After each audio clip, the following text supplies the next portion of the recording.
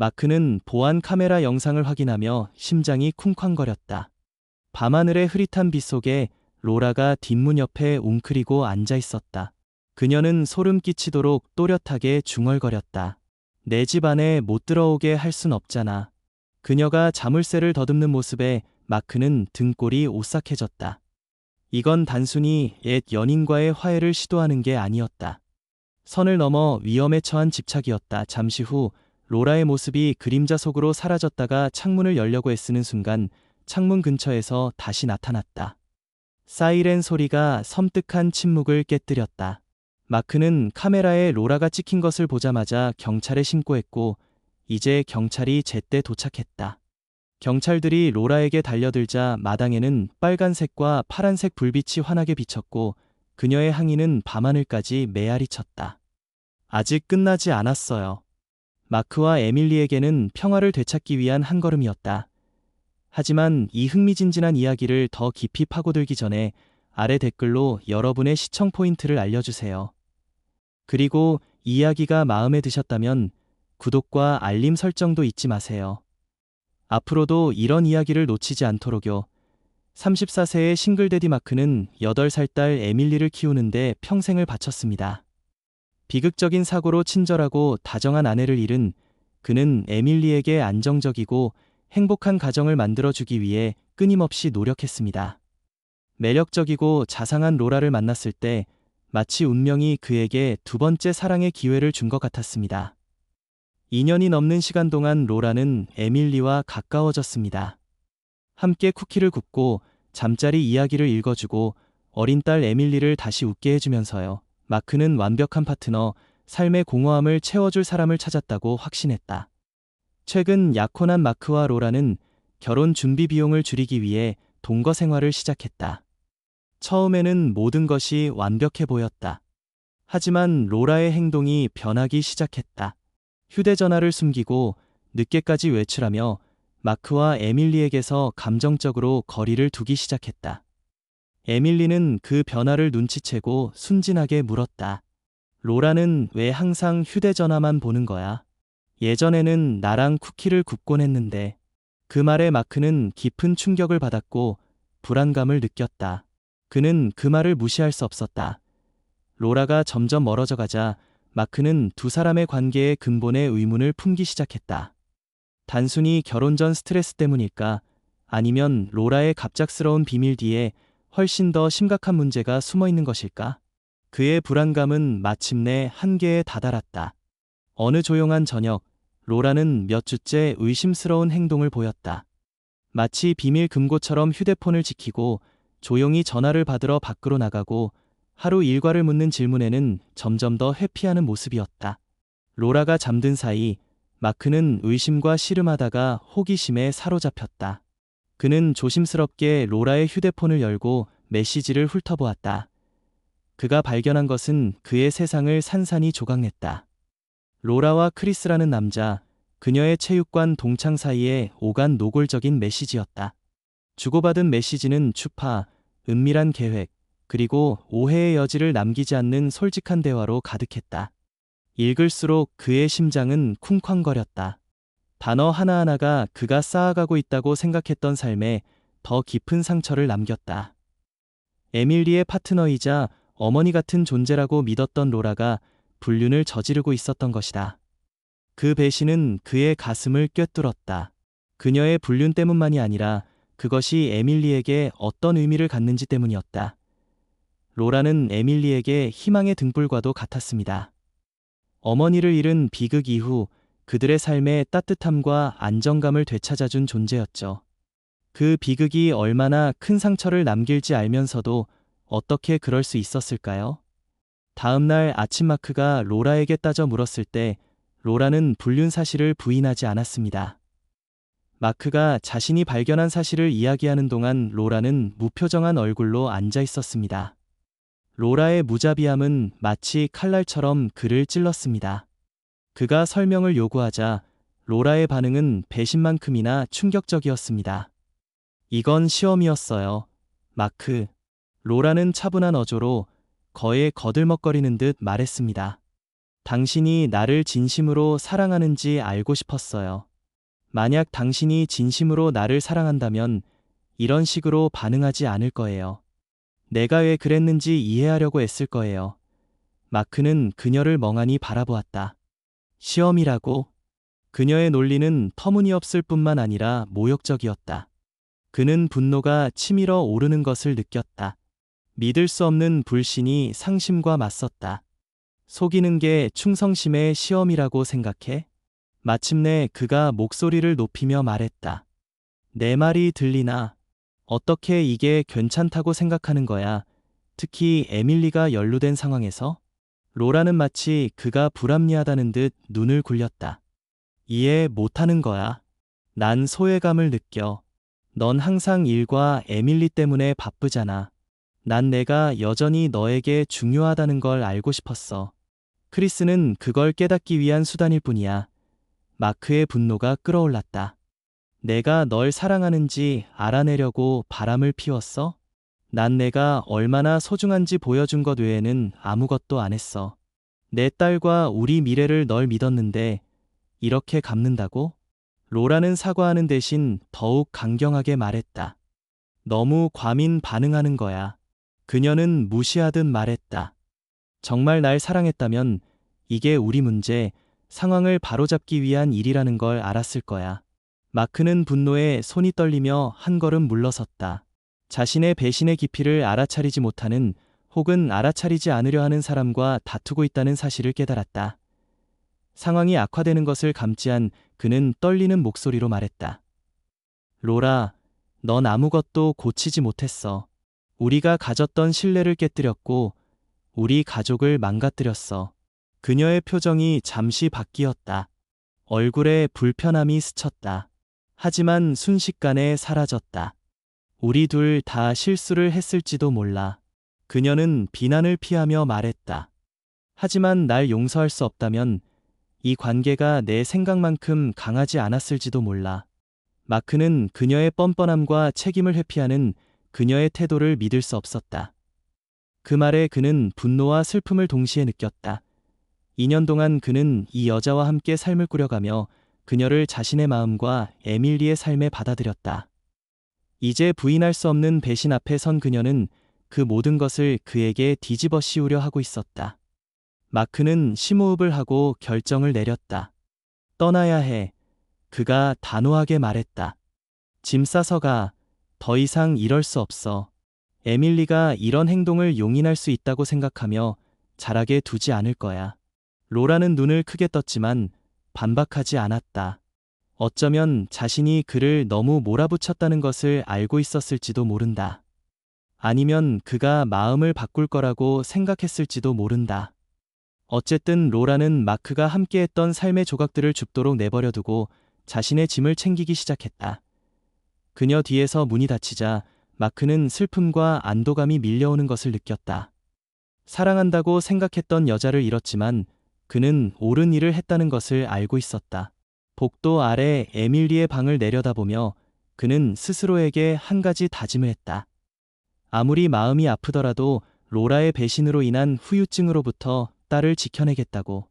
함께 치유될 거라고. 마크는 돌이킬 수 없다는 것을 알고 있었다.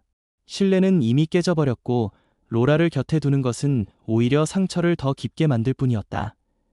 그는 무거운 마음으로 그녀에게 당장 집을 나가라고 말했다. 짐 싸서 가. 그는 안이 들끓는 가운데도 차분한 목소리로 말했다. 로라는 망설였다. 그녀의 표정은 반항과 죄책감 사이를 오갔지만 반박하지는 않았다. 어쩌면 자신이 저지른 일을 되돌릴 수 있는 말은 아무것도 없다는 것을 깨달았을지도 모른다. 로라가 떠나자 배신의 무게가 집안의 정적 속에 맴돌았다. 에밀리는 모든 상황을 알지 못했지만 긴장감을 감지하고는 눈물을 글썽이며 마크에게 다가갔다. 아빠, 로라가 왜 떠나는 건가요? 제가 무슨 잘못이라도 했나요? 그녀의 순진한 질문은 마치 단검처럼 마크의 가슴을 꿰뚫었다. 사랑과 신뢰로 가득 찬 아이에게 어떻게 이런 설명을 할 수 있을까? 그는 로라 눈높이에 맞춰 무릎을 꿇고 그녀의 어깨에 부드럽게 손을 얹었다. 아니, 애야.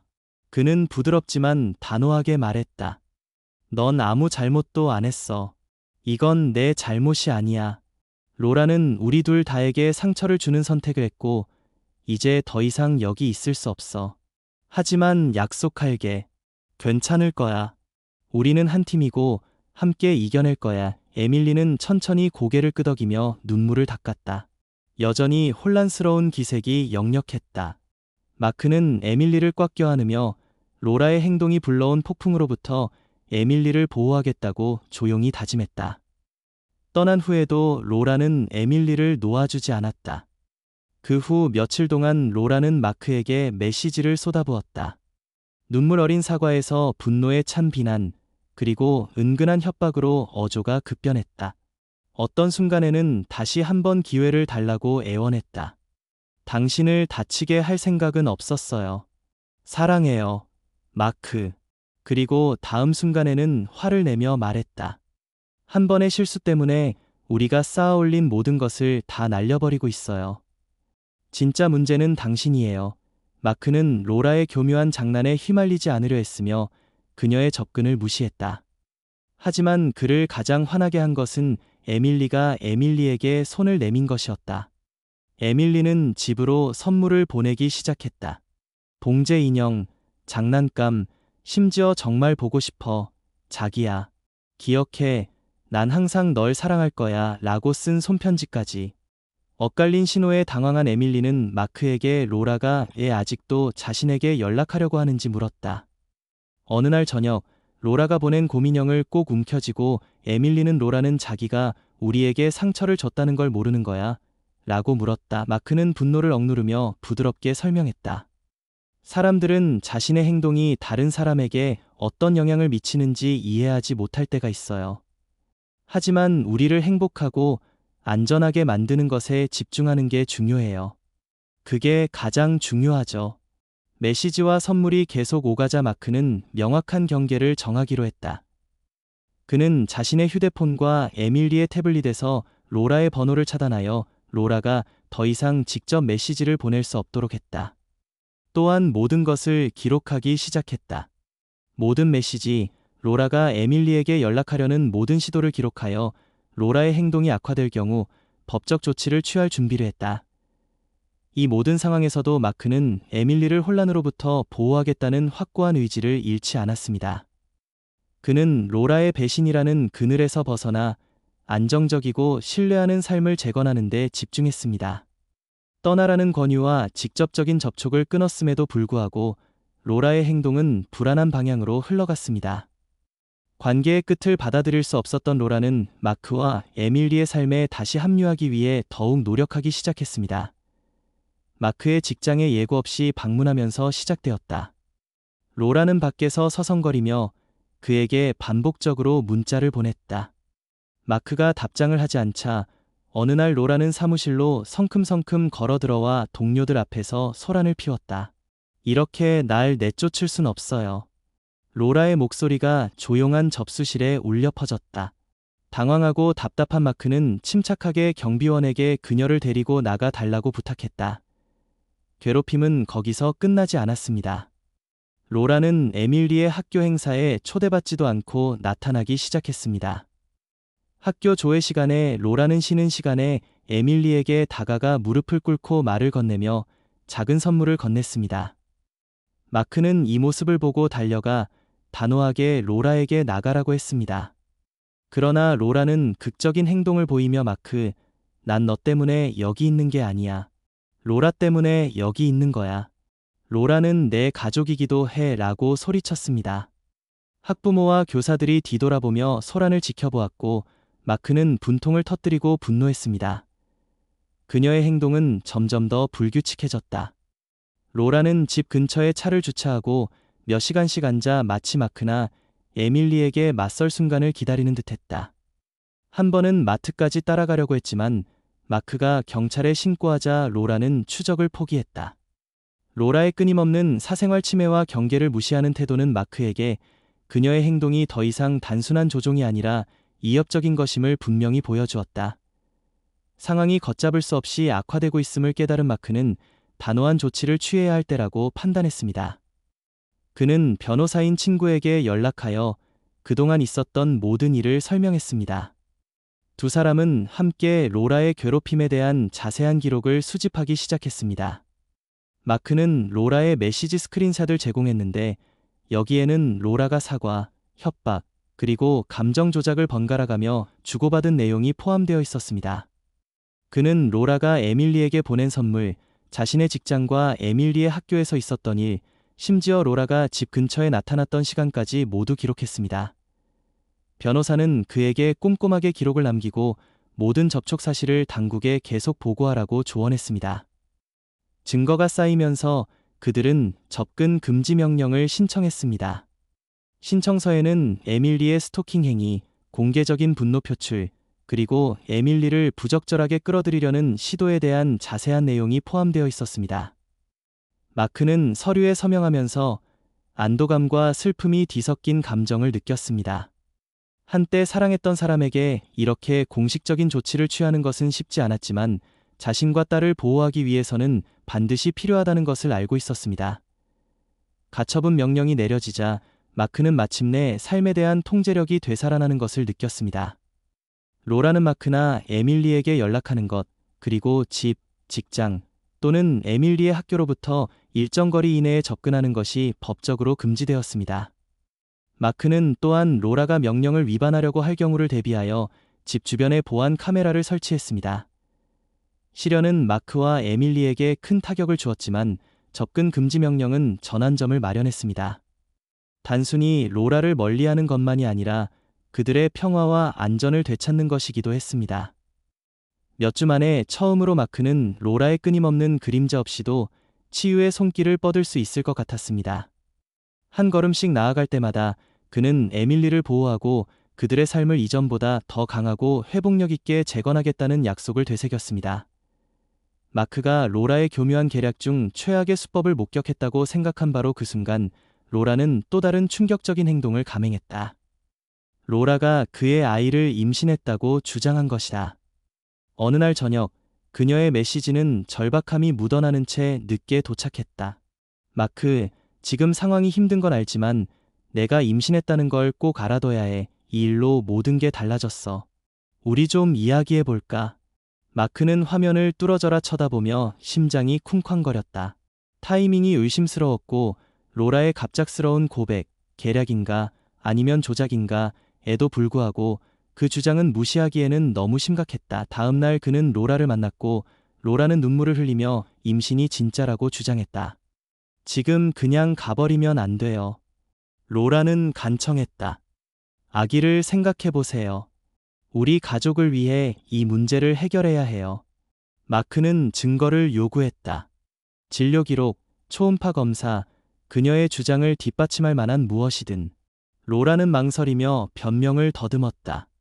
의사가 아직 공식적인 결과를 내주지 않았어요. 로라가 말했다. 의심스러운 마크는 사립탐정에게 연락하여 더 자세한 조사를 의뢰했습니다. 며칠 만에 탐정은 진실을 밝혀냈습니다. 로라의 임신은 완전히 조작된 것이었습니다. 로라는 인터넷에서 조작된 초음파 사진을 다운로드하여 자신의 이름을 포함하도록 편집했습니다. 이 증거를 바탕으로 마크는 로라에게 따져 물었습니다. 로라는 처음에는 부인했지만 증거가 제시되자 무너져 내렸습니다. 뭘 해야 할지 모르겠어. 그녀가 울부짖었다. 이렇게 하면 내가 내게 얼마나 소중한 존재인지 알게 될 거라고 생각했어. 마크의 분노가 수면 아래에서 끌어올랐다. 로라, 넌 모든 선을 넘었어. 그는 차분하지만 단호한 목소리로 말했다. 이건 사랑이 아니야. 조종이고 이제 끝이야. 마크가 로라의 가짜 임신 사실을 이해하려 애쓰는 동안 또 다른 불편한 진실이 드러났다. 신용카드 명세서를 살펴보니 의심스러운 청구 내역이 몇 개 눈에 띄었다. 그가 승인하지 않은 수백 개의 품목과 비싼 식사 비용이었다. 더 깊이 파고들어 보니 로라가 사귀는 동안 자신도 모르게 자신의 카드를 사용했다는 사실을 알게 되었다. 그 구매 내역은 로라가 헬스장 애인인 크리스와 함께 보낸 시간과 의심스럽게 일치했다. 마크는 재무 기록을 수사관에게 보냈고 수사관은 거래 내역을 추적해 로라에게까지 이어졌다. 증거는 확실했다. 로라는 그의 돈으로 비밀 연애 자금을 조달했다. 고급 선물, 고급 저녁 식사, 심지어 주말 여행 경비까지 마크의 계좌에서 빠져나갔다. 마크는 분노와 배신감이 뒤섞인 감정을 느꼈다. 그녀는 그의 신뢰를 깨뜨린 게 아니라 그에게서 돈을 훔쳤다. 그는 로라에게 따져 물었고, 로라는 처음에는 혐의를 축소하려 했다. 내 생각과 달랐어. 로라는 무죄를 가장하며 말했다. 하지만 마크가 증거를 제시하자 로라의 변명은 산산이 조각났다. 넌 단지 감정적으로 나를 배신한 게 아니야. 마크가 차갑게 말했다. 넌 날 이용했어. 내 신뢰를 악용하고 내 돈을 내 불륜 자금으로 썼지. 그건 도둑질이야, 로라. 더 이상 내가 내게서 아무것도 뺏어가게 둘 순 없어. 절박하고 궁지에 몰린 로라는 더욱 비참한 짓을 저질렀다. 에밀리를 조종하려 했다. 어느 날 방과 후 에밀리는 로라가 몰래 건넨 접힌 쪽지를 들고 망설이며 마크에게 다가갔다. 중요한 내용이었다. 마크는 쪽지를 뜯어보고 속이 뒤틀리는 것을 느꼈다. 로라는 이렇게 썼다. 내 아빠는 더 이상 나를 사랑하지 않아. 내가 너에게 형제자매를 주고 싶어 했기 때문이야. 아빠는 우리에게 무엇이 최선인지 이해하지 못하지만 나는 알아. 기억해. 난 항상 내 곁에 있을 거야. 마크는 그 말에 격분했다. 로라가 딸을 이용해 둘 사이를 갈라놓으려 한 것은 용서받을 수 없는 짓이었다. 마크는 혼란스럽고 약간 겁먹은 표정의 에밀리 옆에 앉았다. 에밀리, 마크는 부드럽게 말을 시작했다. 로라가 쓴 건 사실이 아니야. 내 잘못도 아닌 일로 널 기분 나쁘게 만들려는 거야. 에밀리의 입술이 떨렸다. 왜 그런 말을 했을까? 에밀리가 물었다. 우리가 한 팀이라는 걸 모르는 거야. 마크는 에밀리를 꽉 껴안았다. 에밀리는 상처받았어. 그리고 상처받은 사람들은 가끔 잘못된 결정을 내리기도 해. 하지만 너와 나는 이보다 더 강해. 우리는 진실을 알고 있고 그게 중요해. 그날 저녁, 마크는 로라에게 직접 따졌다. 그는 분노에 차 있었지만 절제된 목소리로 로라를 불렀다. 선을 넘었어. 마크가 말했다. 에밀리를 조종할 순 없어. 에밀리는 어린애고 내 거짓말로 에밀리를 다치게 놔두지 않을 거야. 로라는 그냥 에밀리에게 내가 아직도 그녀를 아끼고 있다는 걸 알려주고 싶었을 뿐이야. 라고 변명하려 했지만 마크는 내 말을 믿지 않았다. 넌 내 생각만 하고 있잖아. 마크는 쏘아붙였다. 에밀리에게 필요한 건 이런 게 아니야. 평화와 안정인데 내가 줄 수 없는 건 분명해. 로라의 조작, 가짜 임신, 금전적 절도, 그리고 에밀리를 표적으로 삼은 행위가 겹쳐 마크는 가족을 보호하겠다는 결의를 더욱 굳건히 했다. 그는 법적 조치를 강화하며 더 엄격한 조건을 포함한 접근 금지 명령을 갱신했다. 수사관의 조사 결과는 추가적인 증거를 제공했고 로라가 더 이상 개입하려 할 경우 그의 주장을 뒷받침할 수 있었다. 에밀리의 배신으로 인한 고통은 여전했지만 마크는 한 가지에서 이안을 찾았다. 바로 에밀리와의 변함없는 유대감이었다. 로라가 관계를 깨뜨리려 애썼지만 그들은 더욱 강해졌다. 마크는 에밀리를 미래의 어떤 위험으로부터도 보호하겠다고 다짐했다. 그들의 회복력이 앞으로 나아갈 것임을 알고 그들은 다시 일어서기 시작했고 로라와 그녀의 악의적인 게임들은 과거로 완전히 남겨졌다. 마크가 수사관과 함께 로라가 남긴 혼란을 수사하는 동안 로라가 만나고 있던 크리스에 대한 더욱 어두운 진실이 드러났습니다. 처음에는 로라의 연기에 가담한 사람으로 치부되었던 크리스는 마크의 예상보다 훨씬 더 위험한 인물로 드러났습니다. 일련의 신원 조회와 은밀한 조사를 통해 수사관은 크리스가 취약한 여성들을 금전적 이득을 위해 착취해온 노련한 사기꾼이라는 사실을 밝혀냈습니다. 크리스의 패턴은 명확했습니다. 여성들을 매료시켜 자신을 믿게 하고 재력을 나누도록 부추긴 후 계좌에서 돈을 빼낸 후 사라지는 것이었습니다. 놀랍게도 수사관은 크리스가 이미 로라와 이러한 관계를 시작했다는 증거를 발견했습니다. 은행 계좌 내역서를 보니 두 사람의 불륜 시기와 거의 비슷한 시기에 로라의 계좌에서 거액의 인출이 이루어졌습니다. 크리스가 로라에게 관심을 가진 것은 사랑이 아니라 돈이라는 것이 분명해졌습니다. 자신과 에밀리가 이 혼란에 더 이상 연루되는 것을 막기 위해 마크는 크리스를 공개적으로 폭로하기로 결심했습니다. 수사관이 확보한 재무 기록과 크리스의 이전 피해자들의 증언을 포함한 증거를 확보한 마크는 로라와의 만남을 주선했다. 그는 로라에게 증거를 제시하며 모든 것을 세세하게 설명했다. 처음에 로라는 방어적인 태도를 보였다. 크리스는 그런 사람이 아니에요. 그녀는 떨리는 목소리로 주장했다. 그는 저를 아껴요. 하지만 마크가 거래 영수증, 크리스가 과거에 사용했던 가명, 그리고 다른 여성들의 증언 등 압도적인 증거를 차분하게 보여주자 그녀의 자신감은 무너지기 시작했다. 당신은 당신을 사랑하는 사람을 찾았어요. 마크가 차분하게 말했다. 하지만 그는 당신을 이용하고 있을 뿐이에요. 그리고 그가 끝내면 당신에게 아무것도 남기지 않을 거예요. 이 사실에 로라는 충격을 받았고 허세는 두려움과 굴욕감으로 바뀌었다. 크리스의 배신은 이미 연약했던 그녀의 겉모습에 마지막 일격을 가했고 그녀는 자신의 선택이 초래한 결과를 마주해야 했다. 하지만 마크에게는 그것이야말로 진실을 밝히는 순간이었다. 이야기를 장악하는 방법이군. 그가 말했다. 진실이 더 이상 왜곡되지 않도록 말이야. 로라는 폭로되고 망신을 당했지만 완전히 포기할 생각은 없었다. 그녀의 행동은 점점 더 불규칙해졌고 마크는 집 주변에서 불안한 징후들을 발견하기 시작했다. 현관문 자물쇠가 손댄 흔적이 보였고 이웃들은 밤늦게 로라의 차가 근처에 주차된 것을 목격했다고 말했다. 마크는 자신과 에밀리의 안전을 걱정하며 적극적인 조치를 취했다. 집 주변에 보안 카메라를 설치하고 이상 행동을 감지하도록 했다.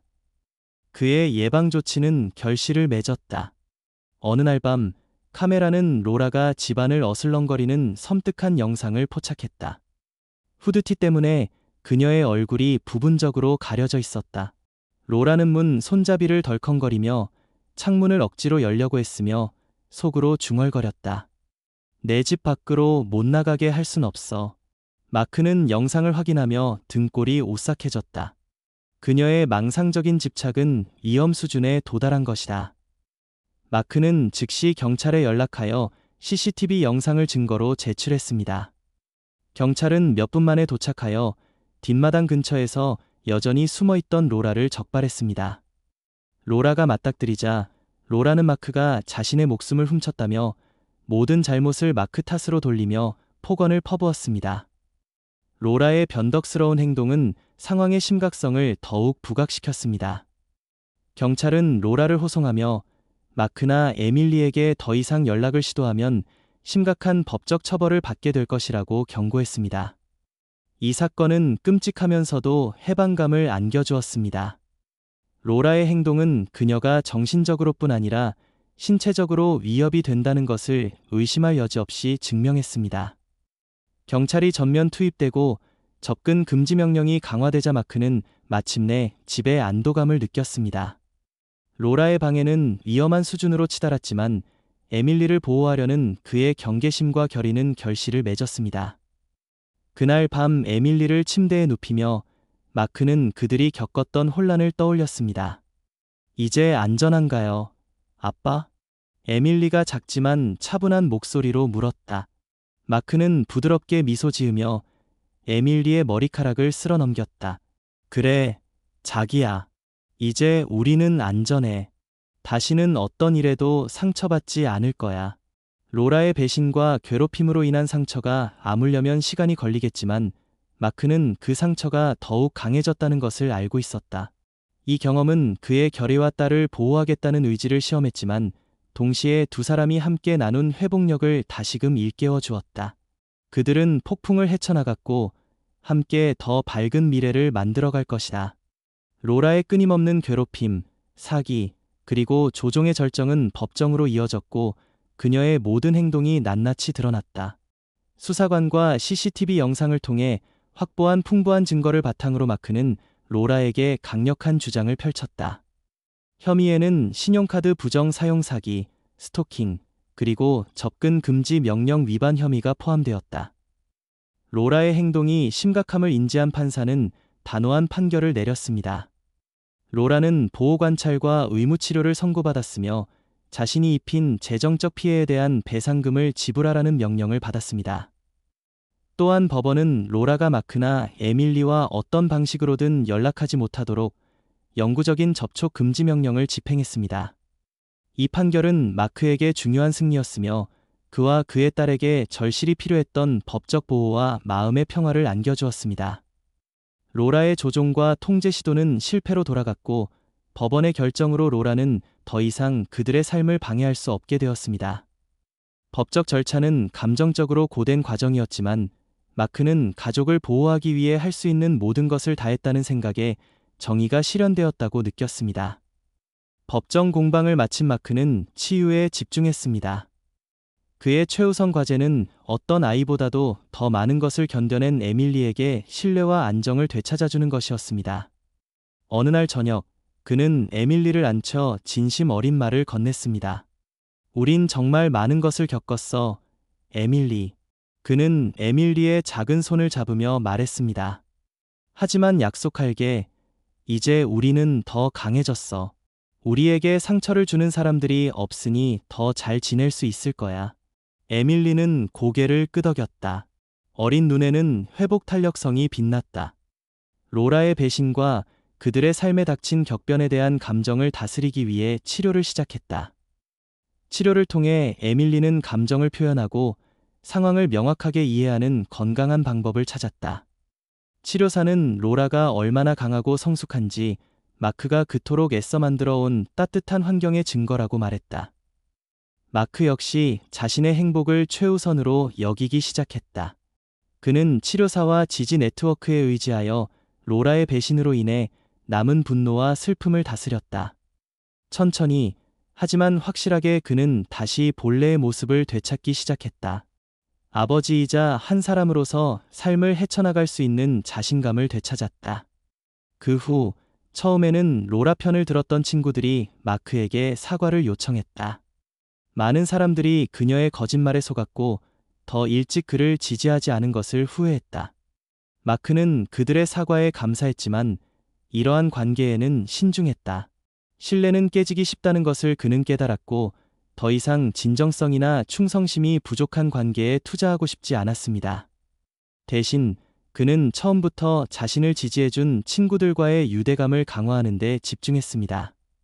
그들의 변함없는 지지는 그의 가장 어두운 순간의 생명줄과 같았고 마크는 감사를 표하는 데 주저하지 않았습니다. 이 진정한 친구들은 마크와 에밀리의 지지체계의 초석이 되어 삶을 재건하는 동안 격려와 확신을 주었습니다. 로라와의 이야기는 마침내 마무리되었습니다. 로라의 상처는 여전히 남아 있었지만 마크와 에밀리는 치유의 길을 걷고 있었습니다. 그들은 배신, 조종, 괴롭힘을 겪으며 더욱 강하고 회복력 있는 모습으로 거듭났습니다. 몇 달 만에 처음으로 그들의 집은 평화로웠습니다. 웃고 성장하고 두려움 없이 앞으로 나아갈 수 있는 안식처였습니다. 마크는 여정이 끝나지 않았다는 것을 알았지만 희망을 느꼈습니다. 그와 에밀리는 함께 모든 장애물을 극복하며 그들의 유대감이 깨지지 않음을 증명했습니다. 미래는 그들이 되찾아야 할 것이었고 마크는 그 미래를 밝고 즐거운 미래로 만들기로 결심했습니다. 폭풍 후 고요 속에서 마크는 자신과 에밀리가 견뎌온 여정을 되돌아보았습니다. 로라의 배신과 조종은 깊은 상처를 남겼지만 동시에 부인할 수 없는 진실을 드러냈습니다. 어느 날 아침 커피 한 잔을 마시며 마크는 에밀리가 자신의 행동이 시험이었다고 주장했던 것을 떠올렸습니다. 그는 그 기억에 고개를 저으며 진실을 깨달았습니다. 사랑이 아니라 통제력이었습니다. 다시는 정직과 존중보다 못한 것에 안주하지 않겠어. 그는 생각했습니다. 나이보다 더 현명한 에밀리는 삶의 변화를 감지하는 듯했습니다. 어느 날 저녁, 소파에 앉아 에밀리는 그의 어깨에 머리를 기대고 말했습니다. 다시 아빠와 단둘이 있게 되어서 기뻐요. 우리는 좋은 팀이에요. 그녀의 간결하지만 심오한 말은 마크에게 자부심과 희망을 안겨주었습니다. 그들은 함께 누구도 겪지 말아야 할 어려움을 겪었지만 그럼에도 불구하고 더욱 강해졌습니다. 마크는 삶을 재건하는 과정에서 사라에게서 예상치 못한 희망을 발견했습니다. 사라라는 친절한 여성은 마크가 공통의 친구를 통해 만난 사람이었습니다. 사라 역시 마크가 생각하는 정직과 연민이라는 가치를 공유했고, 에밀리와의 진실한 유대감은 마크의 마음을 따뜻하게 해주었습니다. 서서히 그들은 자연스럽고 강요되지 않은 유대감을 형성하기 시작했습니다. 이는 더 밝은 미래가 다가오고 있다는 신호였습니다. 이야기는 화창한 어느 오후 공원에서 끝났습니다. 마크, 에밀리, 사라가 담요 위에 함께 앉아 에밀리가 바람에 연을 쫓는 모습을 보며 웃었습니다. 그 순간 마크는 자신들이 얼마나 멀리 왔는지 깨달았습니다. 인생에서 가장 힘든 교훈은 배신에서 비롯되는 경우가 많지만 동시에 우리의 진정한 강인함을 보여주는 것이기도 하다고 그는 생각했습니다. 마침내 그는 새로운 시작의 평화와 기쁨을 받아들였습니다. 이 이야기는 회복력, 힘, 그리고 가족 내에서 진정한 사랑의 가치에 대한 심오한 메시지를 전달합니다. 마크와 그의 딸 에밀리의 여정을 통해 우리는 배신이 고통을 초래할 뿐만 아니라 역경을 극복하고 더 강해지는 방법을 가르쳐 준다는 것을 알게 됩니다. 마크는 가족에 대한 사랑은 신뢰, 정직, 그리고 존중을 바탕으로 이루어져야 한다는 것을 보여줍니다. 로라의 속임수와 악의적인 행동에 직면했을 때 마크는 자신을 보호할 뿐만 아니라 에밀리의 안전과 행복을 최우선으로 여깁니다. 그는 용감하게 그 해로운 관계를 끊고 그들의 삶을 치유하고 재건하는 데 집중합니다. 이야기의 메시지는 분명합니다. 당신에게 해로운 것을 버리는 것을 두려워하지 마세요. 그러면 치유와 새로운 행복으로 가는 길이 열립니다.